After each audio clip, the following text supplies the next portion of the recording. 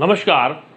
हम लोगों ने 9th क्लास का हिस्ट्री का चैप्टर 2 शुरू किया हुआ है, socialism in Europe and Russian revolution.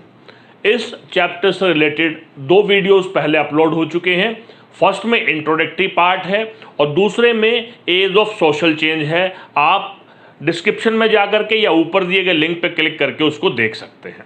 अब आज हम बात करने जा रहे हैं कि जो एज ऑफ सोशल चेंज में जहां से हमने ड्रॉप किया था कि सोशल चेंज आने की वजह से यूरोप की सोसाइटी में बहुत सारी आइडियोलॉजी वर्क कर रही थी।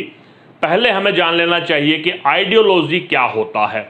आइडियोलॉजी, फॉर एग्जांपल, मैं एक इंडिविजुअल हूँ, मेरे मस्तिष्क में कोई आइडिया आता है किसी इवेंट को लेकर के, किसी घटना को लेकर के, और उस आइडिया को जब मैं स्प्रेड करने का प्रयास करता हूँ और बहुत सारे लोग ऐसे होते हैं जो मेरे उस आइडिया से सहमत होते हैं या उनका भी वही आइडिया होता है जो मेरा आइडिया होता है, तो वो आइडिया आइडियोलॉजी बन जाती है, एक विचारधारा बन जाती है और वो विचारधारा पूरे समाज को प्रभावित करती है, पूरी सोसाइटी पर इम्पैक्ट डालती है।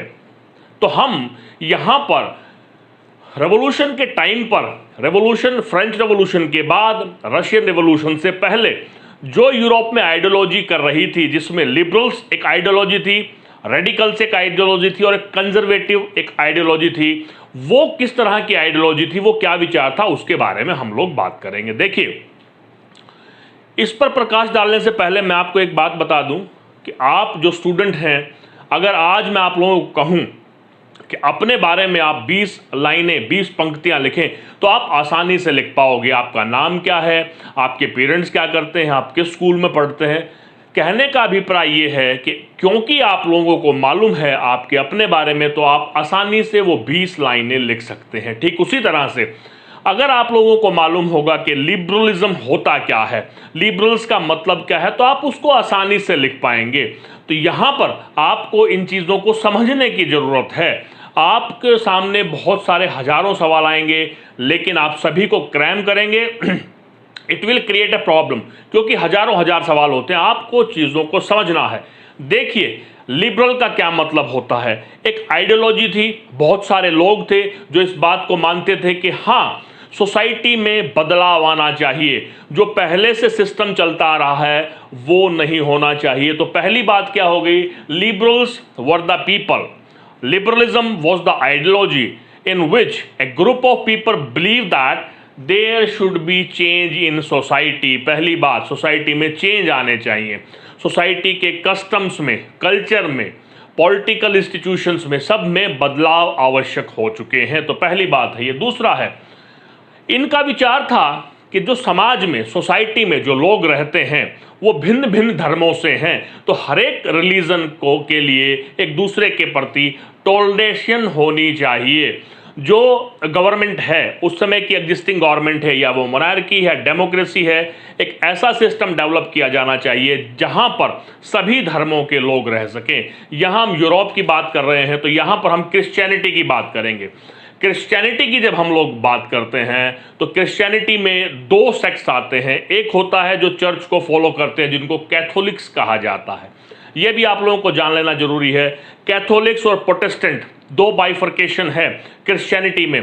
कैथोलिक्स वो होते हैं जो चर्च को भी मानते हैं और बाइबल को भी मानते हैं, बाइबल में लिखे हुए अक्षर का अक्षर पालन करते हैं और साथ में चर्च द्वारा बनाए गए नियमों का बिना सवाल उठाए फॉलो करते हैं, नॉर्म्स का रिस्पेक्ट करते हैं। दूसरी तरफ प्रोटेस्टेंट्स हैं, उनका मानना है कि वो बाइबल में लिखी हुई बातों को माने, लेकिन जो चर्च के द्वारा अंधविश्वास के आधार पर जो रूल एंड रेगुलेशन बनाए गए हैं उनको वो नहीं मानते।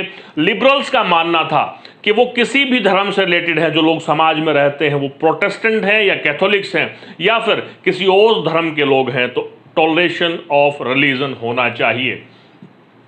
थर्ड जो व्यू था लिबरल आइडियोलॉजी वालों का, वो ये था कि जो अनकंट्रोल्ड पावर है गवर्नमेंट की, भले ही वो मोनार्की है, भले ही डिक्टेटरशिप है, तो उसके ऊपर कुछ नियंत्रण होना चाहिए।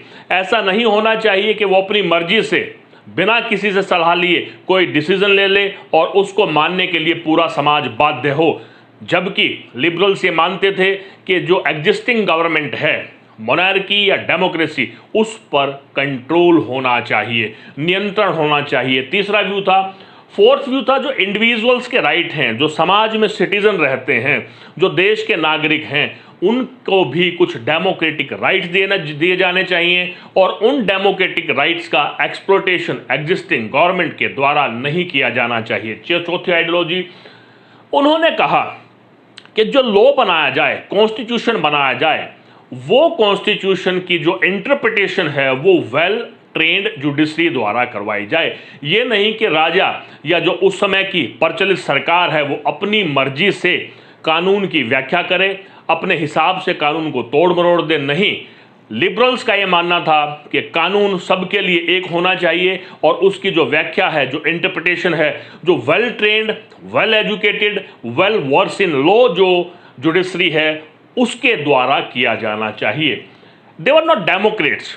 ये इंपॉर्टेंट बात है जो थोड़ा सा रेडिकल से उन्हें अलग करती है कि जो डेमोक्रेट होते हैं उनका मानना होता है, वो बिलीव करते हैं यूएएफ में, यूनिवर्सल एडल्ट फ्रेंचाइज। मैंने लिखा है वहाँ पर, यूएएफ का मतलब होता है कि देश के सभी नागरिकों को बिना किसी भेदभाव के, भले ही वो किसी जाति, धर्म या विश्वास को फॉलो करते हों, किसी भाषा को बोलते हों, किसी भी भौगोलिक क्षेत्र में रहते हों, उनको वोट डालने का अधिकार होना चाहिए। लेकिन लिबरल्स जो थे वो क्योंकि डेमोक्रेट्स नहीं थे तो उनका ऐसा मानना था कि वोट डालने का अधिकार केवल जिनके पास प्रॉपर्टी है उनको होना चाहिए और वोमेन को वोट डालने का अधिकार नहीं होना चाहिए।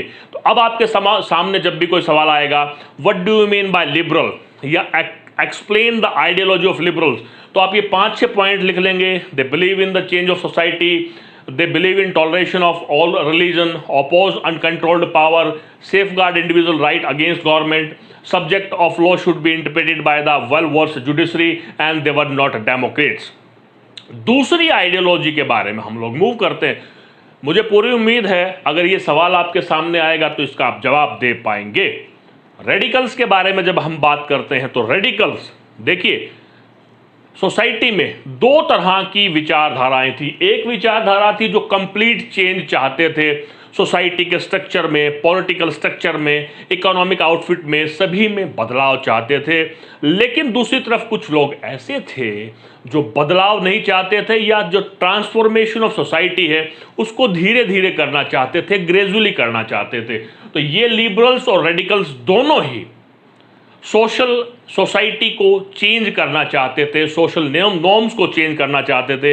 इनके अनुसार जो भी राजनीतिक व्यवस्था देश में है उसमें बदलाव आना चाहिए। जो सोसाइटी है, जो समाज के लोग हैं, उनके साथ किसी प्रकार का डिस्क्रिमिनेशन नहीं होना चाहिए, किसी को भी बाय बर्थ प्रिविलेज नहीं होनी चाहिए, जो उस समय खासियत थी फ्रांस की, यूरोप की और यूं कहें कि पूरे विश्व की सोसाइटी की। तो रेडिकल्स वो लोग थे जो सोसाइटी में चेंज चाहते थे, डिस्क्रिमिनेशन, एक्सप्लॉयटेशन, इनह्यूमन प्रैक्टिस सबको बंद करने के पक्षधर थे। सफ्रेगेट मूवमेंट, यहां पर उनका लिबरल से जो व्यू था, आइडिया था, वो अलग था। देखिए, सफ्रेगेट मूवमेंट होती क्या है। जब वोमेन को वोट का राइट दिलवाने के लिए कोई मूवमेंट चलाई जाती है तो उसको सफ्रेगेट मूवमेंट कहा जाता है। तो सफ्रेगेट movement was a movement or is a movement in which people try to provide the right to cast the vote to women. A movement started to give the right of voting to the women. That is suffragette movement. तो जो radicals थे वो Democrats आप कह सकते हैं कि women को भी वोट डालने का अधिकार होना चाहिए। वो जो प्रिविलेज थी उसको अपोज किया करते थे। यहां पर इन्होंने कहा कि प्रॉपर्टी वाले लोगों को वोट डालने का अधिकार होना चाहिए, लेकिन ये जो थे रेडिकल्स, ये कहते थे कि जो सोसाइटी में प्रॉपर्टी वाले लोग हैं उनको जो प्रिविलेज मिली हुई है, चाहे वो लैंडलॉर्ड हैं या वो फैक्ट्री के मालिक हैं, उनको बाय बर्थ जो प्रिविलेज है वो नहीं मिलनी चाहिए। जो सोसाइटी के इकोनॉमिक रिसोर्सेज पर कंट्रोल है वो केवल इनका नहीं होना चाहिए। हालांकि ये प्रॉपर्टी ऑनिंग के अगेंस्ट नहीं थे, हाँ प्रॉपर्टी ऑनर्स के अगेंस्ट नहीं, लेकिन इनका मानना था कि सभी तरह से लाभ केवल उनको नहीं मिलना चाहिए बल्कि सोसाइटी के और लोगों में भी इकोनॉमिक रिसोर्सेज का कंट्रोल दिया जाना चाहिए। लिखा है, they were not against private property but against privilege of few people. They were against the concentration of economic resources in few hand. They wanted to provide the right to vote to everyone. So these are the two ideology we have discussed. One liberals, radicals, इन दोनों में जो हमें अंतर देखने को मिला है, दोनों ही सोशल सोसाइटी में चेंज चाहते थे, लेकिन ये डेमोक्रेट्स नहीं थे। वोमेन के वोट के बारे में इन्होंने बात नहीं की, लेकिन रेडिकल्स जो थे वो सभी को वोट डालने का अधिकार देना चाहते थे। तीसरी तरफ कंजर्वेटिव्स थे। यहां पर हमारे लिए जान लेना आवश्यक है कि कंजर्वेटिज्म होता क्या है। देखिए, कंजर्वेटिज्म ऊपर मैंने लिखा है, एक पॉलिटिकल फिलॉसफी थी, राजनीतिक विचारधारा थी, जिसमें जो स्ट्रेस है इस बात पर दिया गया कि जो पुराना कल्चर है, कस्टम्स हैं, ट्रेडिशंस हैं या एस्टेब्लिश्ड इंस्टीट्यूशंस हैं, उनको वैल्यू दिया जाना चाहिए, उनको रिस्पेक्ट दिया जाना चाहिए। सोसाइटी में चेंज नहीं होना चाहिए, अगर चेंज होता है तो वो धीरे धीरे होना चाहिए। ट्रांसफॉर्मेशन में सोसाइटी में ग्रेजुअल प्रोसेस होना चाहिए। तो what was conservatism? Conservatism was a political philosophy in which the stress is given on the importance of traditions, cultures and established institutions. Established institutions कौन से हैं यहां जान लेना चाहिए। Monarchy was the established institution at that time. The power of church was the established institutions. तो conservatives का मानना था कि इनको वैल्यू दिया जाना चाहिए, ये इनके विचार थे। इन्होंने रेडिकल्स के और लिबरल्स के सोसाइटी को एकदम से चेंज करने की बात को अपोज किया। ये वो ग्रुप था, इनकी वो आइडियोलॉजी थी जो चेंज को 18th सेंचुरी तक मानते थे कि नहीं होना चाहिए।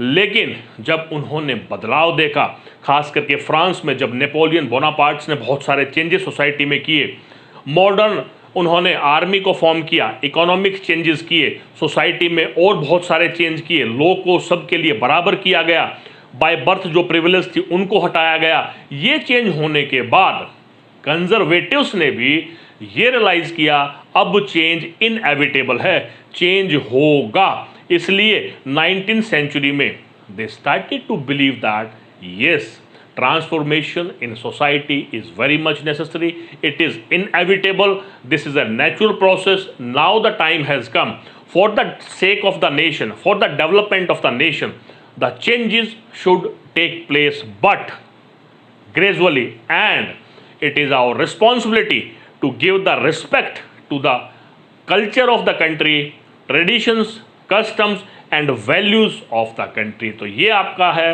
अब मुझे पूरी उम्मीद है कि अब आप लिबरल्स, रेडिकल्स और कंजर्वेटिव्स में डिफाइन कर पाएंगे। ये दोनों चेंज चाहते थे, पहले ये चेंज नहीं चाहते थे, थोड़े टाइम के बाद जब इन्होंने डेवलपमेंट देखा तो ये चेंज चाहने लगे। बार बार 2-3 बार आप इसको सुनेंगे तो अब आप जिस तरह से 20 लाइनें खुद के बारे में लिख सकते थे, मुझे पूरी उम्मीद है कि अब आप लिबरल्स के बारे में अगर आपसे कोई पूछेगा कि what was the ideology of liberals, you can write very easily. If somebody will ask you or you will be evaluated for radicals, you are able to express. अगर आपसे कंजर्वेटिव्स के बारे में कहा जाएगा तो कंजर्वेटिव की फिलॉसफी के बारे में आप बताएंगे, उनके व्यूज़ के बारे में आप बताएंगे। ये एक बहुत इंपॉर्टेंट क्वेश्चन आपका तैयार हो गया है। What were the ideology prevailed in the society after French revolution? What were the ideological differences between liberals and radicals? What do you mean by conservatism? ये क्वेश्चंस आपको करने हैं।